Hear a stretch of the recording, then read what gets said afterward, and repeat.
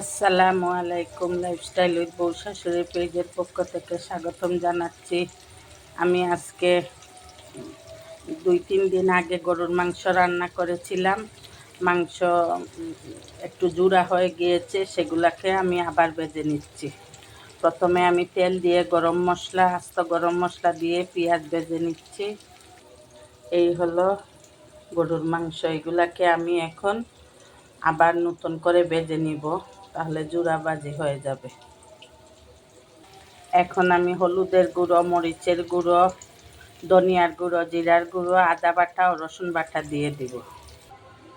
আমি মশলা ভালো করে কষিয়ে মাংসগুলো দিয়ে দিয়েছি। এখানে হাড়ও আছে, পুরো জুড়ো হবে না, যতটুকু হয় এগুলো আবার ভেজে নিব। এই মাংসটা নতুন মাংস রান্নার চেয়েও বেশি ভালো লাগে খেতে। পরোটা, রুটি অথবা গরুর দিয়ে ভাত দিয়ে পোলাওয়ের সাথেও ভালো লাগে। আপনারা কে কে এরকম খেয়ে থাকেন কমেন্টস করে জানাবেন। আর আমার তো খুবই প্রিয়। বরফ আছে, একটু ছুটে নেক, তারপরে আমি আবার ফিরে আসছি। আমার মাংস ভাজা হয়ে গিয়েছে। এখন আমি গরম মশলার গুঁড়ো ও জিরার গুঁড়ো দিয়ে নামিয়ে নিব। আমার রান্না হয়ে গিয়েছে, চুলা বন্ধ করে দিচ্ছি।